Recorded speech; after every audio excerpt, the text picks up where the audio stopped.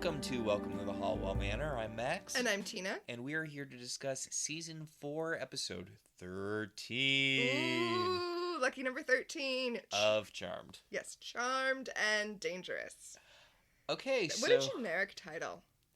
Yeah, for a really big episode. We didn't watch the preview this time. Should we do that right now? Yeah, actually, let's do that right now. Okay, we're back. Okay, wow. That doesn't feel accurate. Well, I mean, it really, I mean, it didn't do the thing that the previews for Charmed usually do, where they choose the dumbest subplot and then make it look like the A plot. That was just a very serious summation of, the Charmed ones are out for fucking blood. They're gonna kill the source of all evil. This is the episode where the source goes fucking down. Yeah. Okay. Here's my thing. Do you think it was more dramatic in the trailer than in the episode? Yes! Okay. It was so much more the trailer was so much more dramatic than the episode was. Also, the source did not kill their sister, as the trailer said. Yeah, it's true. The wind demon did.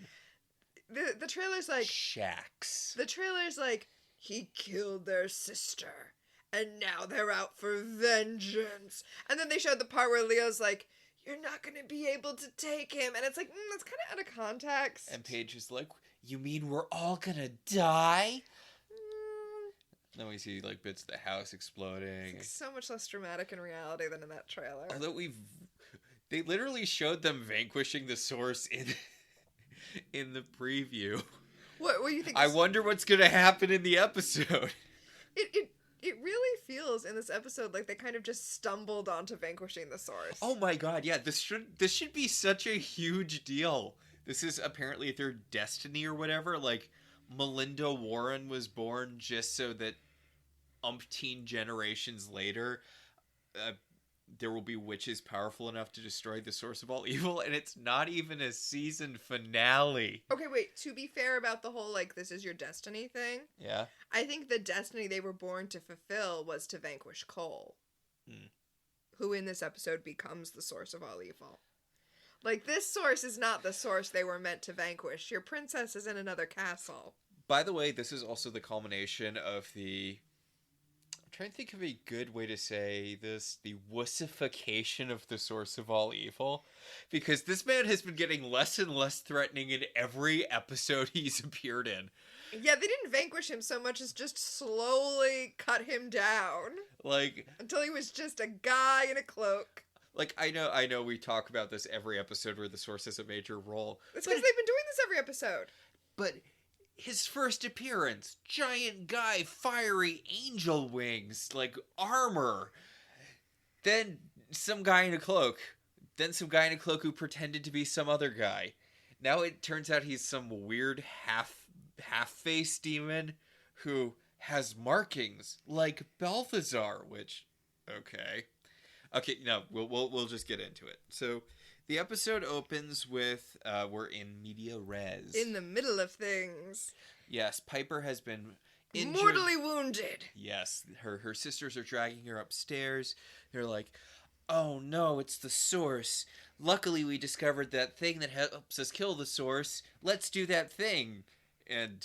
They're like, Piper, wake up just long enough to vanquish the source. And then the source shows up and says... Foreshadowing. This seems almost anticlimactic. Okay, I'm going to credit Alison Pregler's Charmed reviews. We try to avoid referencing them because they're very, very good. But one of the things that she did was she posted a montage of how many times bad guys on Charmed have said, seems almost anticlimactic. Because they use it so many times in this show. I forgot that and I did not realize. Keep an eye out for it in the future. Speaking of the future... Nice! Very nicely done. Yes, the Charmed ones vanquished the source, but whoa, it turns out that it was just a vision the best character in Charmed is having. Yes, the seer, who is the source's kind of right-hand woman. Yeah, okay. This is by far my favorite character on Charmed. I intentionally avoided... I've been doing a Charmed rewatch basically perpetually since we started this podcast. Mm-hmm. But I always avoid her episodes because I wanted to go into them fresh. Sure. Because it has been some time since I've seen Charmed before. But God, this is like my favorite character. And I like the fact that she's this high ranking in the underworld, because the source is talking to her and she's like, hey, I'm not your naked table lady, okay? Yeah, the source is like, she tells the source what she saw, and he's like, how dare you tell me I'm going to lose? And she's like, it's literally my job. You hire me to tell you when things are going to go to shit so that you can handle it. God, she is... You know who could use that? Like, every rich guy who thinks that he can run Twitter could use that person. Yeah, I'm not going to harp on it that much, but God, I love this character so much. And the thing is, her greatest power isn't really seeing the future, it's knowing how to play people. Right, so she sees the future, but she uses her power to see the future to, like, be 3 moves ahead. Yeah, like, granted, her plan ends up making no sense. We're assuming because they changed it at the last second. Mm-hmm. Because, like,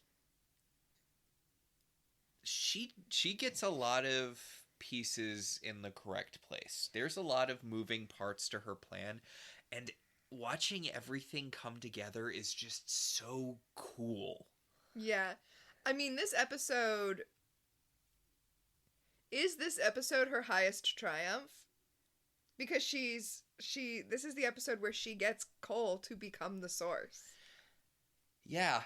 I was gonna say, she, like, pulling off the, like, tricking Phoebe into a dark wedding thing. I mean, that's good too. That's good too, and getting her to, like, well, I guess part of that was getting her to take the potion that made her able to become the Queen of Hell.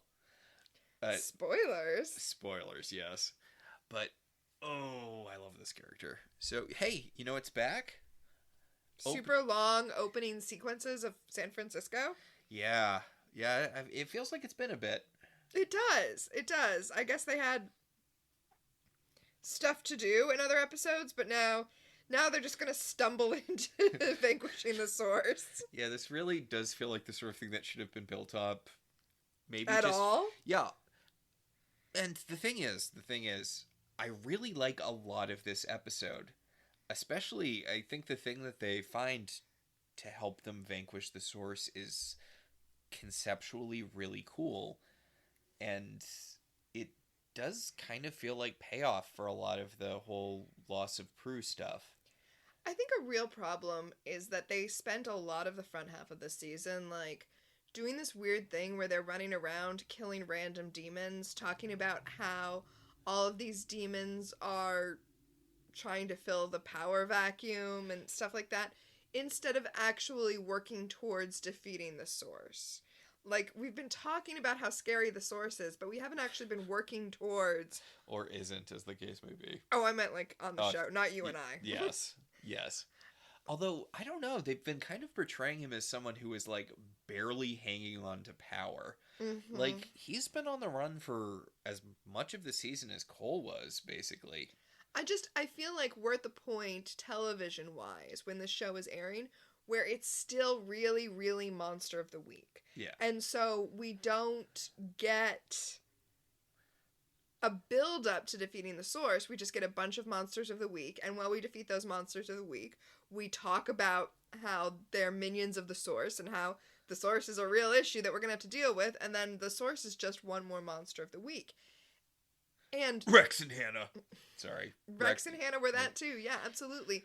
But I've been listening to a podcast, a Buffy rewatch podcast, and they just got through season 5. And I can't listen to those. I always want to argue with the hosts. Well, I'm actually really enjoying this one. And even though I don't really like the end of season 5, I know it's like your favorite. Yes. And it's funny. You actually would probably like listening to this because one of the hosts, like, the last episode of season 5 is his favorite episode, he said. Oh, yeah. It's one of my favorite episodes. The Gift. Yeah. It might be top 3 even. But it gave me an appreciation for the way that Buffy managed to take all of that Monster of the Week stuff and then use it as the build-up for how we're going to defeat Glory, right? We're going to use the Buffy bot. We're going to use the Olaf's hammer. Yeah. We're gonna use the fact that Xander is a glorified bricklayer now. Yeah. Like, we're using Xander's construction job. His whole character arc leads up to hitting glory with a wrecking ball. yeah, it gave me an appreciation for the way that Buffy, in the exact same time period, was able to walk that line between monster of the week, but not making it feel like a cop-out when you killed the big bad. Yeah. Not here. Not so much. Yeah, again, I really like the method, but it should have been something they were building up to all season, especially because... All half season. We're only on episode 13. Yes. Yes, it is very weird to kill the big bad of the series off halfway through. Well, I mean, that's because, as I said a couple minutes ago, the source here is not the villain. The big bad is Cole. Yes. And this is building Cole back into the place he'll need to be that big bad. Which is good, because... God, the human Cole stuff has been so boring. It's only been like 2 weeks! Yeah, it's only been a couple episodes, but his identity crisis is so boring. But you were rightly pointing out when we were watching this episode that this is what his turn to the source should have been. His turn to the source should have been a thing that he actively chose because he wanted the power to protect Phoebe and to help other people. And they hint at it in this episode, but that's not... Yeah, it's the thing that we've talked about it in other episodes. Like, the whole reason Cole is good is because Phoebe is good. His whole thing is just being protective of Phoebe. Mm-hmm. Like, he wants whatever Phoebe wants, but mostly he wants to keep her safe. So, again, this would have been a better thing to play off of for his being susceptible to his demon half, and it's a good reason to get him into the place he needs to be to become the source of all evil. Yeah, yeah. Also, this is the intro. We are going to start talking about the episode in a minute. There's just so much setup for this, because this is also the introduction of the Hollow, which I think is one of my least favorite plot devices in Charmed, but it becomes... But it's one of the most important things as it's introduced here. Yeah, it takes out... It's like Rumpelstiltskin in Once Upon a Time. It takes out most of the big bads. Oh, I thought you were going to say it's like Rumpelstiltskin in Once Upon a Time because it takes many forms. Yeah, like later it kind of merges with the Woogie, which is... Yeah, and the Nexus. It's all one thing. Yeah, which is bizarre, but okay. All right. I'm going to get on my soapbox a little bit here. Yeah? Piper's trying to write out her will and have Leo do the same. Yeah, when we come back from credits, we go to Piper and Leo. Well, Piper writing out her will and trying to get Leo to write one. And everybody's like, oh, that's so dark, and she's like, well, Prue died, and they're like, oh, don't be so pessimistic and gloomy and not Prue died. The Source has already killed one of us. The Source, y'all, he's a big deal. Okay. You could get hit by a bus at any time. Everyone should have their final paperwork in order. It's like, it's not a dark and gloomy thing. Like, you should have that kind of stuff in writing. It's not a bad thing to sit down and think about that stuff and have those conversations with your loved ones and do, like, your medical power of attorney and your living will, which is kind of like what you want to happen if you're in a coma, and your will, which is where your stuff goes if you die, especially if you have children. If you have children, it's irresponsible to not do it. Okay. Rant over. Yes. I'm going to give Leo a little credit here. He's reluctant to do it. Well, Leo doesn't have a legal identity. Yes. A, Leo does not have a legal identity, and B, I don't really think Leo has any stuff. Like, I guess he probably has clothes, right? Like, Wait. He does have a legal identity because remember Piper changed his birth certificate with whiteout and was somehow able to get him a passport that way? Like, she was able to commit, like, massive fraud? Well, her exploding power activated while they were at the DMV, or wherever. So, we didn't see if that would work, but later they do point out that she's not legally married. Like, when she starts dating other people when Leo becomes an elder. Honestly, I said I was going to get off my soapbox, but this is all the more reason to put these documents in order, because you need to figure out how, if you, Piper, die, who's going to take care of Leo? Wait, I guess you don't. I guess the answer is the elders, right? he can't die, right? He's not a human. He's just a white lighter. He'll just be reassigned and be really sad, unless they recycle him, which is the thing they do sometimes. But I guess if you're married to an angel, that angel does not need to have estate planning documents. Yeah. He's already dead. Piper should just have something like her stuff goes to her sisters, since she doesn't have kids yet. Honestly, she's writing out a will that leaves her share of the house to Leo. Like, as you said, we were watching this show, Grams will come back to life to kill you again if you do that. Yeah, Grams does not want a man having any stake in this house. That house is to stay in the matrilineal Halliwell line. Like, I bet there's some curse shit that happens if it goes to Wyatt or Chris instead of that third kid that Piper ends up having, the daughter. Whose name I'm pretty sure is Melinda. Yeah, in the thing in the end. Yeah. Can you imagine? So, also, Leo's an angel. He can't inherit property. So, I'm pretty sure. I'd have to look up specifically the rules in California, but I'm pretty sure angels can't inherit property anywhere in the United States. So, Phoebe has Cole whistle to break Piper and Leo out of their estate planning argument. It's always been a trope that I've disliked, and I can't really put my finger on why. What's that? You know, when a group of people is having an argument or not listening to one person, and then that one person... Oh, yeah. Yeah, that loud, piercing whistle. Because it feels like you're treating people like dogs. I don't know. Something about it is just... I've never cared for it. But Phoebe has come up with a potential vanquish for the source of all evil. Again, I do like this. She's like... I know all of our ancestors are dead or whatever, but they're also still active witches, and we know that ghosts can cast spells. So I feel like if we called back every single one of our ancestors from us to Melinda Warren, we might have, the power to defeat the source. I mean, Cole critically injured him, and Cole was just Balthazar at the time, so, like, it can't be that hard, right? I do wish they leaned into kind of that stuff more. I like whenever that stuff comes up. Yes, absolutely. Yeah, I don't think I actually got through saying it earlier, but I really like this concept. I think it would really tie into the theme of found family, really, that this season should have been focusing on more with Paige. Mm-hmm. Like, it should have been about discovering who your family is and then, using that as a weapon to blow someone up with CGI. Yeah. Paige would have been a really good route to that. Yeah. Anyway, Phoebe puts her hand on Cole's shoulder, and then she has a premonition of the source. She doesn't know it's the source, though. She thinks it's just a random demon. Oh, that's so bad for the source. You shouldn't be able to just be like, oh, it's some rando demon. But she has a premonition of a demon throwing a fireball at her, and Cole jumping in front of her, taking the brunt of it, and dying. And she's like, oh, Cole, get out of here, because the grown-ups need to talk about grown-up stuff, and since you're not a demon anymore. Yeah, you're just a regular human person. Can you go to the grocery store to buy me some, I don't know, period supplies? That'll get you to stop talking, right? Periods, whoa. Come on, Piper, let's go talk. This is so rude. This is incredibly rude. And also, Phoebe, people know what you look like when you got a premonition. Like, Phoebe's like, I didn't actually want to talk to you about whatever.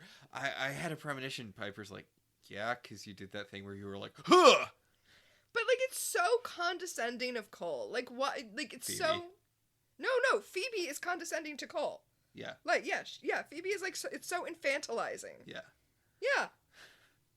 Yeah, I get that she doesn't want Cole to die or whatever, but...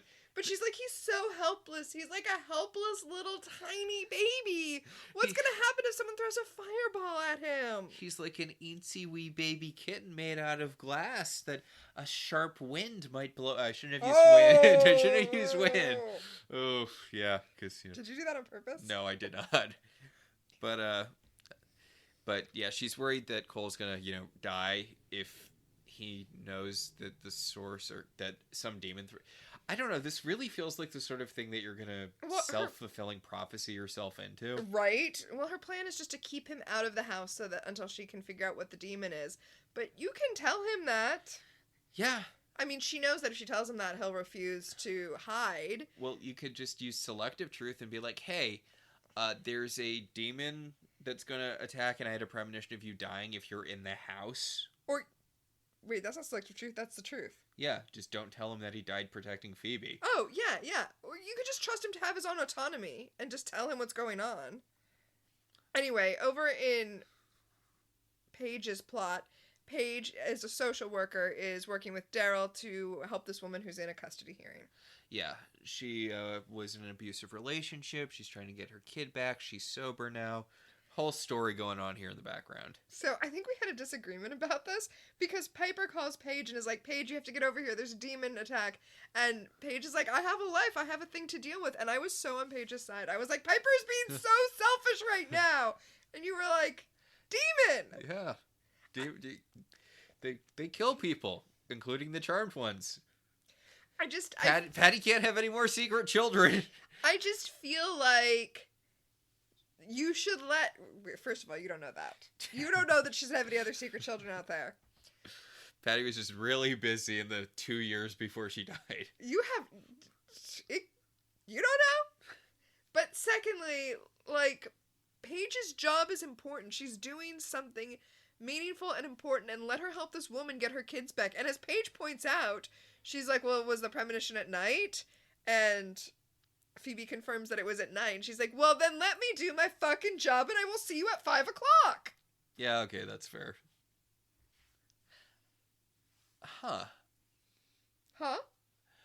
I was just thinking, well, it wouldn't be a big deal for Paige to just orb there for a little bit, but I'm like, no, she can't orb places yet. Yeah, she can only, like, orb kind of, like... In place. Yeah. Huh. Yeah, I forget how beginner Paige still is at this point. I mean, she could have Leo orb her there and back. Yeah. Isn't that his job? Isn't he, like, Charmed One's taxi service? Oh, yeah. Yeah. So, the woman who's blonde, by the way, the blonde woman shakes Paige's hand and she's like, thank you for helping me. And Paige is like, it feels good to help people in a way that doesn't involve murdering people by stating short poems. Okay, so elsewhere. Somewhere else. Crowley and Azrael accept straight. Yes, heterosexual Crowley and Azrael are playing sexy sex chess. Yes, an angel and a demon, and you know she's an angel because she has a literal halo floating above her head. She has a literal halo, and when they're playing chess, she orbs the pieces around, and I'm like, that's a weird confluence of angel mythologies. Huh, yeah. Well, when the demon, moves his pieces, like, his pieces blow hers up when they take them. Yeah.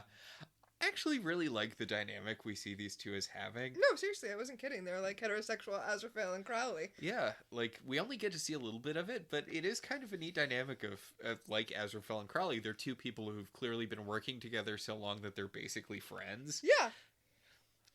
Even though they're on opposite sides. It's neat. It's a neat little thing, and I like how relatively understated it is. So, the source of all evil shows up, and the angel's like, hey, you're not allowed to be here. Like, both of our sides came together because the Hollow is serious business, so you better turn your little cloaked butt around and get out of here. I like how the demon seems kind of conflicted. He's like, I'm sorry, sir, but you're not supposed to be here. The source asks him, whose side are you on? And he's like, I mean, my demonic bosses told me to come here. So, that was the agreement. The agreement was between good and evil that the thing that we're holding here is so powerful that nobody should let it out. And the source just goes, agreement revoked, except less threatening than that. And yeah, because he's got like, it's like agreement revoked, less threatening than that. Yeah. And he fireballs the angel, and she burns. And her halo falls and clatters to the Yeah, she burns up in a little... Like, is she in hell now? Do the people who get hit by fireballs and burn up go to hell? Because I know that's what happens to the demons, but... Like... I have questions about how going to the afterlife works. She died and went to super heaven. You know, if you believe in that kind of thing. Not everyone does. Oh no, a heaven gun. Those can kill anyone. Why do we even have those? Like, I'm not complaining. I like it up here, but why... I'm sorry, it's just really weird to see a Halo-ass angel get blown up by, like, generic Charmed Vanquish. Where do the angels go? Where do the angels go? But yeah, her Halo clatters to the ground, and the demon guy looks at it all, like, the demon guard guy looks at it all sad, and then he's like, lightning bolt! He's like, you killed my best friend! And he knocks the source over, and when the source stands up, his cloak has now fallen away from his face so that we, the audience, see that he's the demon that Phoebe saw in her vision, who's got, like, the half a scarred face. And can I point out that half of his face is scarred a la Phantom of the Opera, but the other half of his face has half of a soul patch. The least intimidating of all facial hair. And he's only got half of it. Whose idea was that? He's also, like, shorter than everyone he's in a scene with. This is the least intimidating demon they've ever done. But yeah, he throws the demon guy around, and then he pulls the source up. I think they're going for a Hellraiser thing. I think maybe they're going for a Hellraiser thing. They did not hit that mark at all. But he draws up the box that has the hollow in it.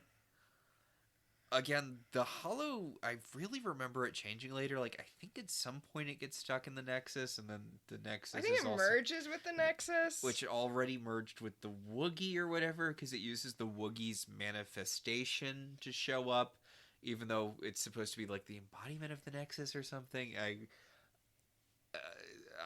I'm assuming we'll remember once we get to those seasons, but as of right now, the Nexus is these weird balls that live in a box, and I think it's supposed to look like a swarm of flies. Yeah. But yeah, it lives in a box, and the source opens up the box so that it can take over the body of the demon. So now the demon is the hollow. And the deal is that the hollow consumes powers, so the source is like, go get the Charmed One's powers and bring them to me. And as you pointed out when we were watching this episode, Max, any number of demons we know have that power. Yeah, like, a lot of... You know who had that power? The warlock that killed Melinda Warren? Yeah, the warlock that killed Melinda Warren had the ability to copy powers by having them used on him. Like, that was just some guy. It was a warlock. He wasn't even a demon. He was a warlock. Also, every single demon ever has the power. Well, I guess they usually have to kill witches to get their powers, but... See, I think the thing about the Hollow is that it can't really be vanquished because it's not a demon, it's not a thing. It can take over bodies, but it is not those bodies as we're about to see. And also that it doesn't have an ego, like it doesn't have a thought process. It's just hunger and consumption. Like, that's what I think makes it dangerous, is that it's just like a sucking black hole taking up powers. Which is an interesting concept that I feel like never really gets played out to its fullest potential. There's a Excalibur villain called the Fury, whose whole thing is just killing. Like, the secession of all life. Sure. That's its thing. And that's why it's scary, because it doesn't have it doesn't have a greater purpose, it doesn't have motivations, it doesn't have anything except this innate urge to kill. So this demon goes to the attic where... Also, the Fury possesses people too, huh? Yeah. Anyway, sorry. This demon goes to the attic where Piper and Phoebe are. Remember, Paige isn't there yet. Okay.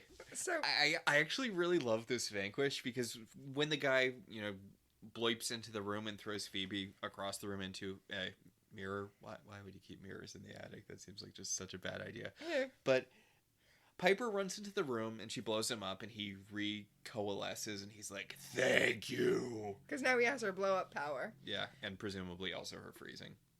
Right. And she throws a knife at him. Yeah, she picks up a knife and she throws it at him and he's like, "Oh no, my one weakness, small knives!" And explodes for realsies. Except that when he explodes into a cloud of, like, flies and flies off, so the hollow still exists. Oh, and the reason that he threw Phoebe into a mirror was so that she could be stabbed in the back with mirror shards, which doesn't feel like the physics of that work, but whatever, it's fine. We go to commercial where it looks like Phoebe's been mortally wounded, and then she wakes up and obviously Leo's there and he's cured her so that Piper can be like, look what you did, Phoebe! Piper points out that her active power is gone. She picks up a vase and she tries to freeze it and nothing happens. But she knew her power was gone. How many vases did she break? Like, pillows exist, Piper. You could demonstrate on pillows. Oh no, those figurines your mother gave us. You think that was Paige's vase? I do. Or like a vase of her mom's that she hated.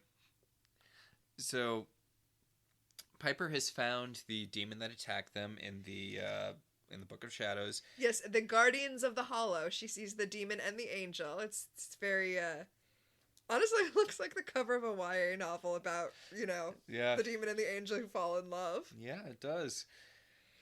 So, Leo's like, "Ooh, this is bad news bears. The source must really be desperate if he's using the hollow. Also, this is the source. Obviously, it's the source. But, like, the hollow consumes magic, but it consumes good and evil magic, and you can't really control it. And the last time it was unleashed, all magic was nearly destroyed." Are you going to say that might not be the worst thing ever? Oh, no, I was going to say it seems weird that it's obeying the source as much as it is, considering that it probably should just want to eat him, right? Right?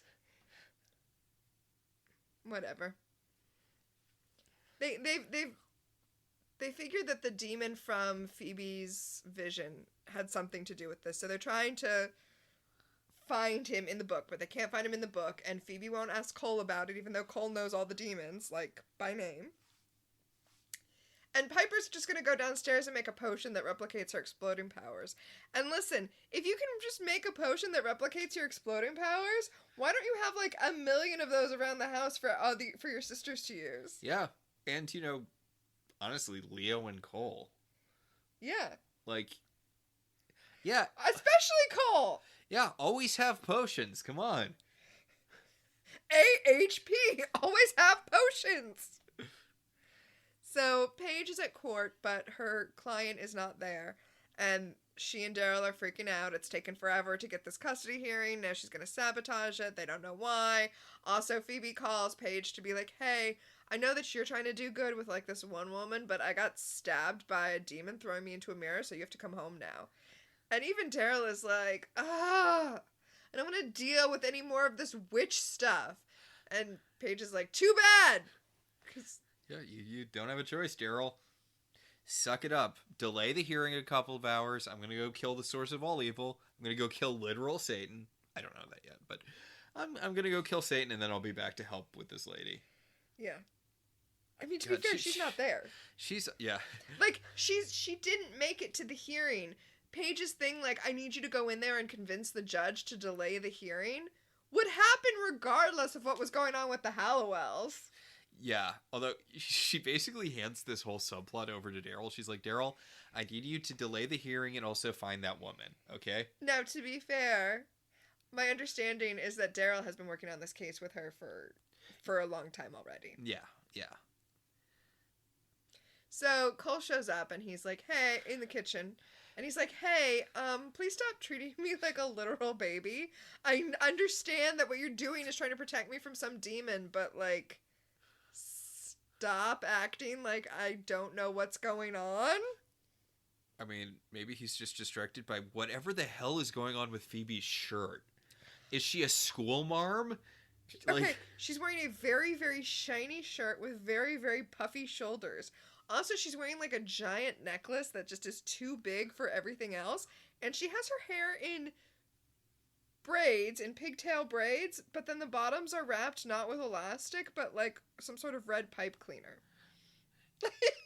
It's a look. It's as Tim Gunn would say, a lot of look. There's a lot going on there. She kind of reminds me of not with the hair, but the shirt really reminds me of in Over the Garden Wall, the teacher. Oh, okay. So I know that you never watched Seinfeld, but it's like literally the puffy shirt. It's literally like the puffy pirate shirt from Seinfeld. But Cole does end up breaking them. He's like, I know something's going on. Tell me what's happening. And they're like, okay, look.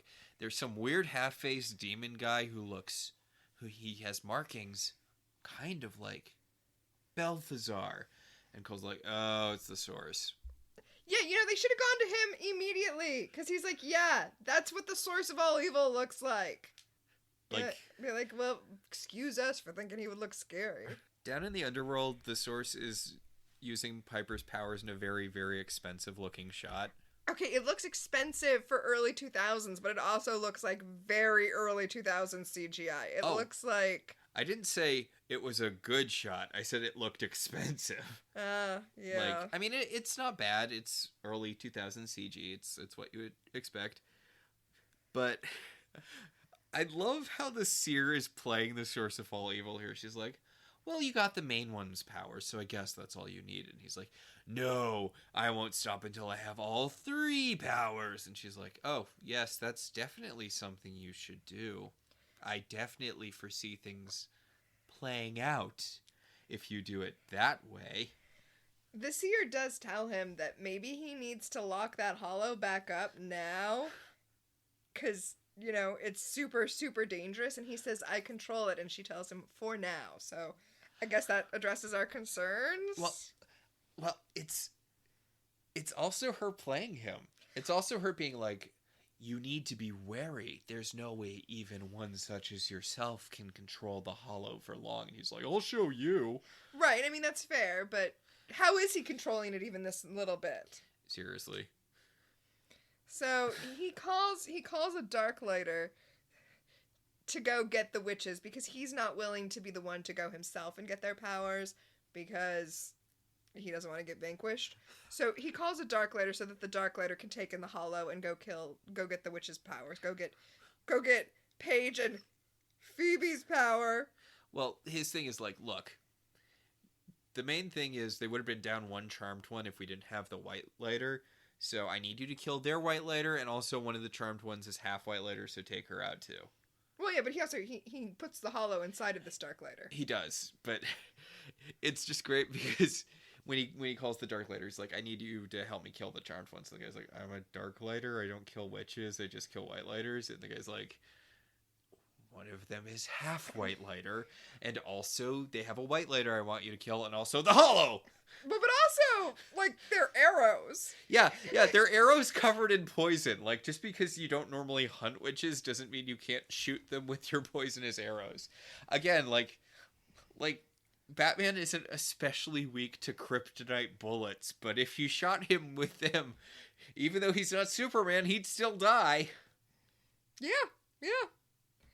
Alright, so it turns out that the way to lock the hollow up in the box is that good and evil have to read the inscription on the box together. This is what Leo tells the sisters in the kitchen when he returns from talking to the elders. So that's how they're going to trap the hollow. Yeah. So Paige is like, huh, Cole, too bad you're not still evil, huh? Huh? And Cole's like, hey, why don't we just worry about the hollow after we deal with the source of all evil? Mm-hmm. Which I guess is a good... I don't know. I'm trying to think. No, I do think take out the source first, and then the hollow. Yeah. I just feel like you should go for the bigger threat first, and God, is it sad that the source of all evil is not the bigger threat there. So Paige gets a call from Daryl, and Daryl's like, yeah, her boyfriend got to her, and things got rough. I think I need you to... And she... So, yeah, Daryl found the woman who has a custody hearing, and she is beat up. It's bad. Like, her face is obviously been heavily bruised and attacked. And she can't go to the custody hearing like this because she's worried that if she does, the judge will look at her and say, you don't have your life in order, you can't have custody back. So that's going on with that. And before Paige can really deal with that, the Darklighter shows up and shoots Leo immediately. Smart Darklighter. Yeah. Possessed by the Hollow. He goes through Paige, and I love Phoebe pulls Paige and like shoves her behind the wall. And she's like, "The arrows can only hurt you, Paige. The rest of us are invincible to arrows." And then she blows him up with a potion, like one of the potions Piper brewed to replicate her exploding power. Why don't they all carry those all the time? Right?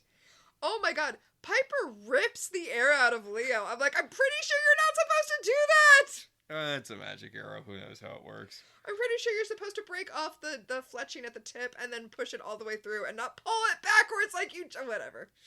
I guess the poison is what's hurting him, not the actual wound. Hey, Elder, do you feel like sparing another White Lighter here? Yeah, speaking of things that Paige can't do yet, she does not yet have the ability to heal, so she can't heal Leo. She doesn't get it until the postscript season, which is nuts to me. Like, she goes so long before learning how to heal. Mm-hmm. I mean, outside of the Power of 3 thing, Paige is kind of just a budget White Lighter for most of the show. Yeah. Piper even yells at her, like, to go find something. She just needs to get her out of there. So she's like, go find something that's going to help Leo, like a spell or an amulet or a potion, since you are useless. Yeah. She doesn't say that last part, but it's implied. Yeah, Paige tried to orb the crossbow out of the Darklighter's hands, and that's how the Hollow got her powers. So Paige is like, so do we have a plan? And Phoebe's like, we'll figure it out. And Paige is like, oh, so we're all going to die. And Phoebe's like, I mean, it's episode 13. We're probably not all going to die. Like, this isn't even a milestone episode. We're probably not all going to die. Oh, I love how Phoebe's like, it's okay. I still have my power. I love how she says that, and Paige is like, oh, good. Like, I mean, this is the episode with the seer where we see how powerful premonition can be if used correctly. It's just that, what's Phoebe gonna do with it? The source is talking to the seer, and he's like, what do you see? And she's like, I see nothing. And he's like, what do you mean you see nothing? Do I have the power to kill the witches or not? And she's like, no, you idiot. I see nothing because if you keep the Hollow in you for like 15 more seconds, it's going to take you over and destroy all magic and all life, and there will be nothing but a vast void of nothingness. A hole would be something. This is nothing. She tells him, please, I'm begging you, don't take the Hollow into you. She is good. She is really good. Yeah. She's like, you're too weak to take on the Hollow. Please don't do it. And he's like, I'll show you. I'll take on the Hollow. I don't care. If I don't exist, then nothing deserves to exist. She plays him so well. God. Should we talk about her look a little bit? It's like high school guidance counselor? It's evil high school guidance counselor. She's got this, like, red throw-over cape sweatery thing. It looks so cool. She's wearing a red turtleneck sweater cape, and it looks very cozy. And it does look very cool, but, like, evil high school guidance counselor. It's like what your hippie... And she even has, like, giant statement earrings, like your high school guidance counselor. Yeah, God, like... That is kind of what she is, isn't she? Yeah. She is an evil guidance counselor. Seriously, every part of this character works so well. Yeah. Also, there's something, I don't know, the look is trustworthy. Yeah. And, it's so great later in the episode when they're all really happy about how, she helped them defeat the source of all evil, and Cole's like, you really need to remember, like, no matter how relatively innocuous she seems, that right there is probably the most dangerous person in the underworld. Like, I mean, is it wrong that I think maybe Phoebe should have just gone with it? The whole Queen of Hell thing? Yeah. Yeah, Like, just go ahead, be the queen of hell. Let her be the power behind the throne. You know, the elders were such dicks about Piper marrying Leo. It's what they deserve to have one of the charmed ones become the queen of hell and marry Cole. Yeah. In fact, it would have kind of been cool, wouldn't it? Oh my god. Okay, wait, no. It's all coming together for me because the whole thing with Paige in this episode, and honestly in a lot of episodes, is the way that she is focused on her social work, right? Like right now she's dealing with wanting to save this woman, and Piper and Phoebe are like, you need to come here and fight demons, not worry about this mundane human stuff, because Paige still has like one foot in the human world and she's doing that. Meanwhile, Piper is married to an angel. Phoebe is about to marry a demon and be queen of hell. And it just seems like there could have been like a really cool heaven, earth, hell triumvirate thing going on if they had gone that way with the Cole storyline instead of the sad, sad place they go. Yeah, and like honestly, I don't actually think the Phoebe as Queen of Hell thing lasts all that long. I think it doesn't. It's like half an episode. Yeah, which is disappointing because that would have been such a great season-long arc. You know, I feel like we are drawn to shows that don't know what to do with evil women because this is just reminding me of how poorly Once Upon a Time handled the evil Emma plotline. Oh god, that had so much potential. Dark One Emma could have been amazing. And parts of it were cool. Until we got to hell. Yeah, so the source of all evil takes the Hollow into himself and he's like, haha, I'm going to go absorb Phoebe's... Once I have Phoebe's ability to levitate 4 feet off the ground, there'll be no stopping me. And the seer's like, yeah, okay, whatever. And she starts doing future vision eyes. Meanwhile, Leo is dying.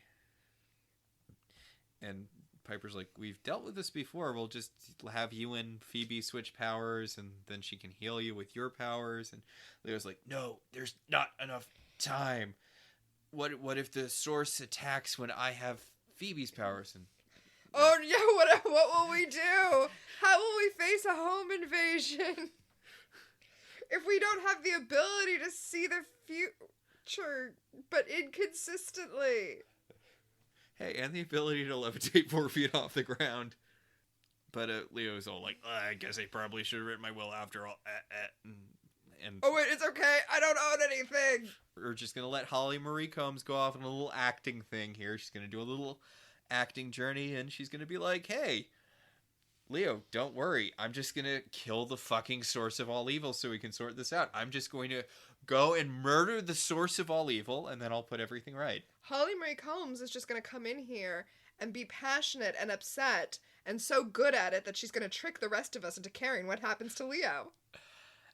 The thing I like about this is that she's playing this kind of cold anger, which feels really out of character for Piper. She of the explosive temperament. Ah, yes, but her explosive temperament has been physically taken from her, like leaving nothing but cold determination. It's so well played. It's so well played. God, Holly Marie Combs is, good at this acting thing. Well, this is happening downstairs. Upstairs, Phoebe is looking for her potion book. Okay, that's something that exists, I guess. Phoebe has a potion book. And Cole has a ring. But it's not her grandmother's ring. It's a ring he bought with money so that he can propose to her. You can't do the proposal 3 times. Apparently you can. Like, she said yes 2 of the times, but he's like, no, I'm re-proposing to you, so... Okay, he's not re-proposing to her. He's just like, hey, before we go into battle, would you put this ring on so that if you die, your spirit will have the ring on it and all of the other demons will know that you belong to me? Yeah. But she's like, it's so beautiful. And he's like, thanks, I totally didn't have to shoot anyone for it or anything. It is like the most basic-ass standard diamond engagement ring, but okay, whatever. And Phoebe's like, remember that scene Prue had with Andy before Andy died?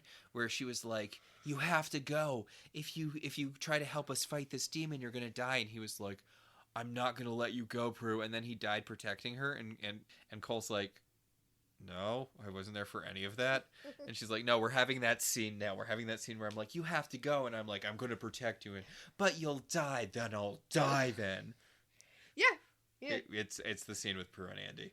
She says, I had a premonition of you dying to save me. And he's like, well, maybe that's not a premonition you were supposed to stop. Yeah. Also, maybe I can just take a fireball really well. You ever thought of that? Yeah.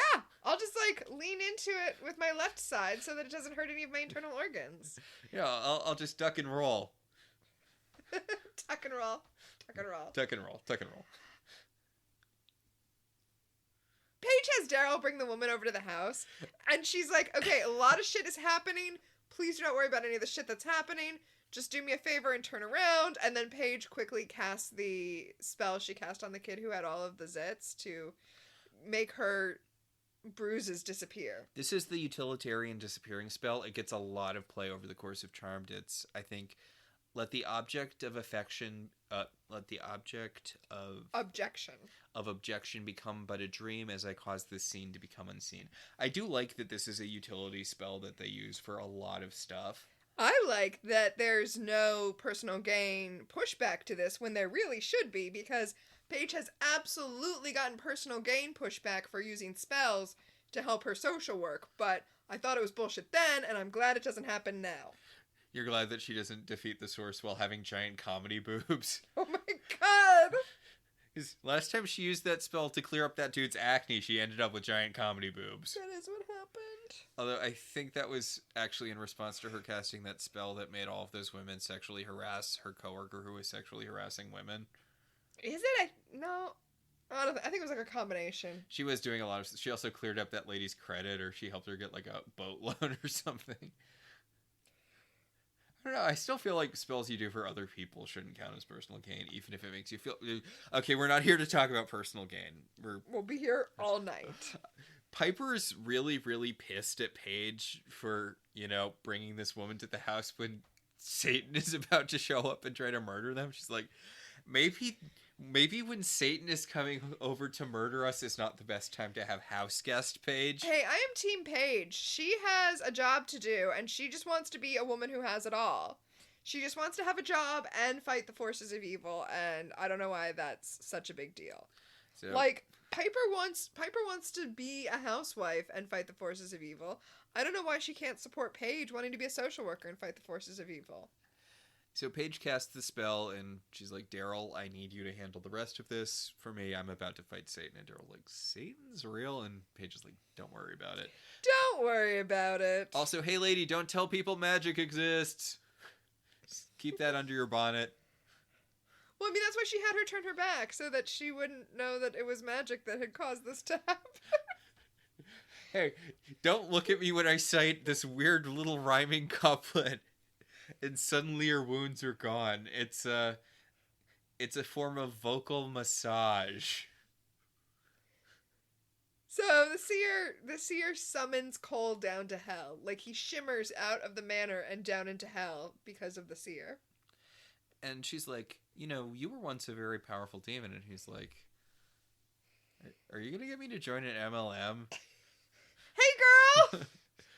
I noticed on your socials that you have become human. That is so cool for you. Hashtag boss human. Anyway, I've been working on this really cool thing where I can be my own boss and not have to be a demon. Best part? I don't have to serve other demons. All I have to do is recruit 3 other humans. So, the seer honestly does a version of that. She's like, I would imagine you'd miss being demon. He's like, no, I don't miss being demon. I like being human. I'm glad that I'm human. She's like, but as a demon, you could defend your beloved Phoebe. And he's like, oh, forgot you could tempt me with things I want. Honestly, this is the 3rd Star Wars movie, right? Where Anakin gets seduced to the dark side so that he can keep Padme from dying. Oh, the actual 3rd Star Wars movie. Not the... Star Wars Episode 3, not the 3rd one to be created. Yes. Yes. So, she's like, look, the Source is going to destroy everything if he doesn't get the hollow out of him. And it turns out that Phoebe is a part of everything. Phoebe is a part of everything. And also, he's going to kill her a little bit before he kills everything. So, I'm going to need you to do me a favor. I'm going to need you to absorb the hollow and kill the source of all evil. Because I guess when the source absorbed the hollow, there was still some hollow left in the trunk, because that's how the hollow works. There's always more hollow. There's always room for jello. There's hope left. Because the hollow is supposed to be kind of the actual box that is the story of Pandora's box, right? Until we get the Pandora's box. Until we get actual... Just like Leo was an angel until we got an actual angel in this episode, right? Yeah. So it makes sense that hope should be left behind, and that is what Cole absorbs. It even looks different from what we see being absorbed by other demons. This scene is amazing. I know I can't just keep talking about how much I love this here, but I love this here so much. Like, because Cole's like, how do I know this isn't just a trick by the source? And she's like, why do you think I would work for the source? And he's like, you're going to get something out of this. And she's like, of course I'm going to get something out of this. But that's not what you should be concerned with right now. Like, just how well she is at playing Cole. Yeah. Because Cole is aware of what she's doing. Like, both parties are aware of what's going on here. Yeah, she's like, look, I'm doing this for my own personal gain, because we're demons. But my desires and your desires align right now, so let's work together. Yeah, like, and it is a little bit of a subtle undercurrent to this, but I feel like she's also kind of playing on Cole missing his powers. Oh, yeah, absolutely. Like, I don't think it's that subtle. Yeah. Like, she's framing this as something he's doing to protect Phoebe, but she's also like, the best way to protect her is to get some powers of your own. I mean, she's not wrong. A lot of people deserve to die. That's not a very nice thing to say. Speaking of some powers of your own, the sisters are using the To Call a Witch power, a modification of the To Call a Witch power, to call upon their ancestors, which they've done before. Mm-hmm. But as you said, it's a cool idea. Yeah. It's a nice culmination of what we know. You know, Also, I said that this episode was just kind of, they stumbled on to defeating the source, but now that we're talking about it, they are using a lot of things that have been introduced in prior episodes. There is kind of a build up to it. Yeah, it could have been seeded a lot better, but yeah. And we've seen part of this before, like the source, when the source went into Piper's mind to try to get her to give up the powers with the power stripping spell. Mm-hmm. Which is different from the power binding spell, but whatever.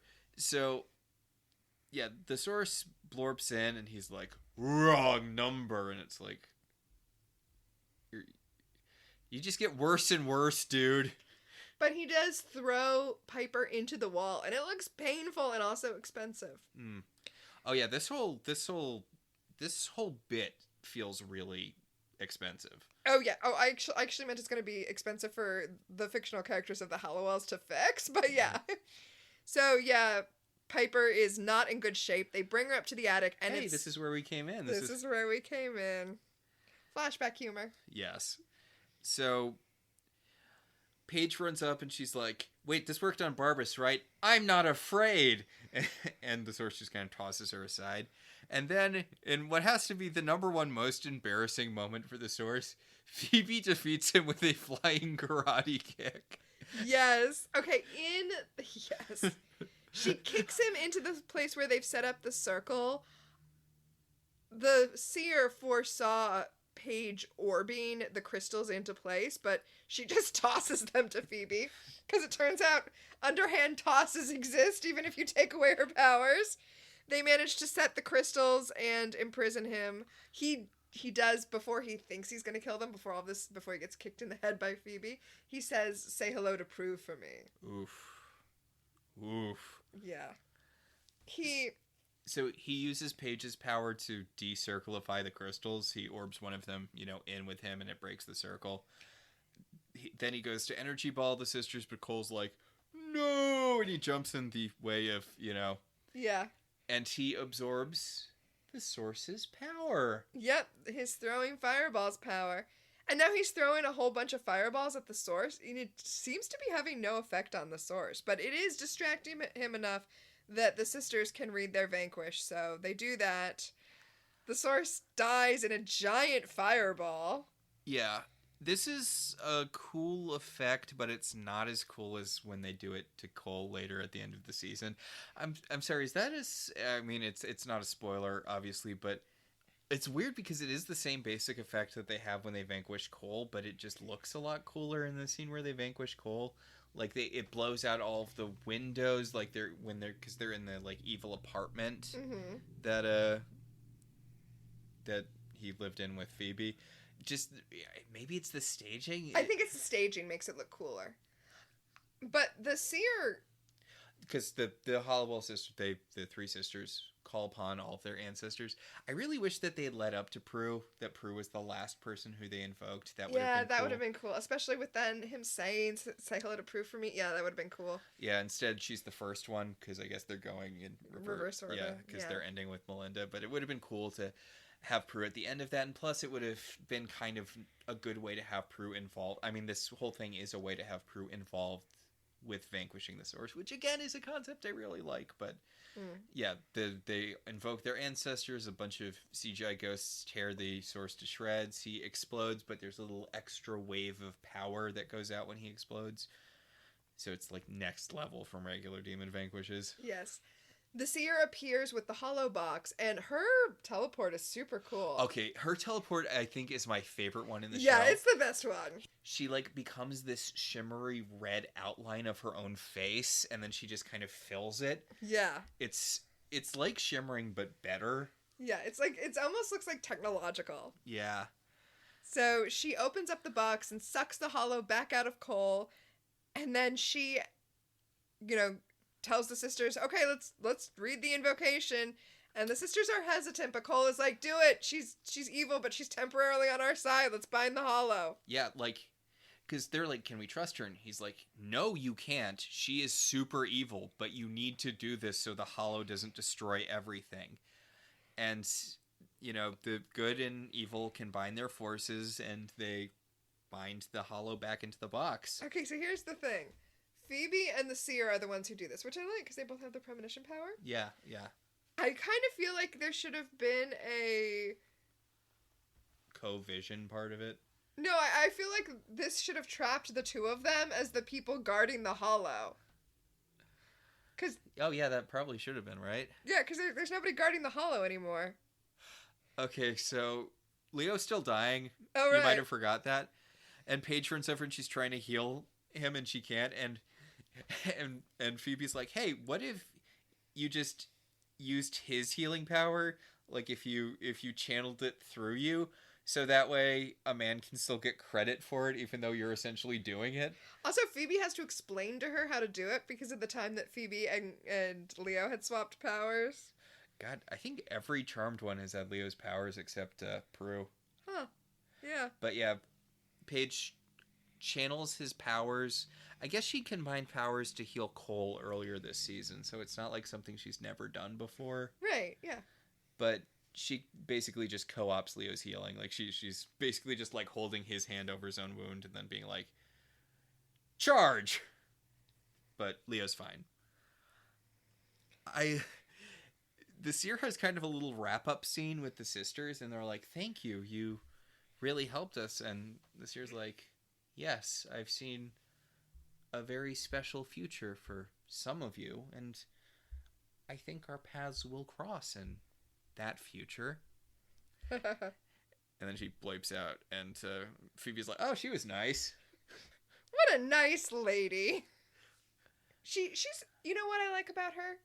She's up front. She's up front. When the sisters are like, hey, thanks for, saving us. She's like, I saved me. You just happen to be standing next to me. Also, Cole, too bad you're not a demon anymore because you would have been a really hot source of all evil. And he's like, yeah, too bad. And then his eyes glow because they think that we, the audience, are too dumb to realize that he's the source of all evil now. But whatever, it's fine. Yeah. It's interesting that, when she vanishes after that, and they're all just like, oh, what a nice lady. And Cole has to be like, evil! Why do I have to drill this into your head? Evil lady. But I would say, though, that since he's the source of all evil now, maybe he should not be too concerned with the fact that the sisters can't recognize what is and is not evil. Maybe just lean into that for a while, Cole. so, but the no one has any questions about the whole her being like, it's too bad that you're not Balthazar anymore. You would have been a great new source of all evil. Wouldn't your question after she disappeared be like, are they just going to make another source of all evil? No, they do ask that. She says that the source of all evil disappeared into the void. Yeah, they're like, what happened? So I guess she's not upfront about everything. Well, yes. What happened to his powers? Which seems like an odd thing to ask, but Well, because I guess demons do get powers from being vanquished, which is kind of what Cole did. no, I mean, he used the Hollow to steal his power, but then the Hollow got sucked back into the box, so the Hollow has his power. So I guess what they can assume is that his power is locked in the box with the Hollow. Yeah. Okay, I guess that like makes the sense. Hollow would digest it or whatever. Yeah, because it's hungry. All it does is consume. Yeah, but nope. Some of it lodged in Cole, and it's growing from there. Yup. Episode over. Episode over. Again, there's a lot in this episode that I like conceptually. Mm-hmm. And honestly, I feel like some of the scenes are played really well. Doesn't quite stick the landing. Really feels like it should be more like... Honestly, it kind of feels like this should have happened sooner. Or later. Or later. Like, this could have been the season finale, and then, like, the whole next season starts with Phoebe being... Not Phoebe being the Queen of Hell, but, like... But Cole, yeah. Yeah, Cole seducing her becoming the Queen of Hell, and then her abdicating the throne and becoming a charmed one would just be the whole season-long arc. Actually, you know what? I don't have a problem with this happening halfway through the season. I think the reason you think it feels like that is because they made the source so much more pitiable with every single episode that it's like, okay, I guess he went out with a whimper, you know? If they had made him a powerful villain for the whole season, then when he died, it would be like, yeah, amazing. Wait, we're only halfway through. What happens next? Instead of like, oh, Yeah, okay, that happened. Yeah. Yeah. But, I mean, this is a solid episode. This is a very solid episode of Charmed. It introduces a lot of stuff I like this year, and some stuff I'm less fond of, the Hollow. But, you know, the wrong one stays around for too long. yes. So, much like the Charmed ones, we have our own power of 3.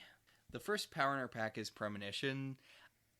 It's weird because I want to say the Seer, except the main thing I know her for is being the Seer in Charmed. Well, I mean, like many sci-fi /fantasy actors. She's been in a lot of Trek.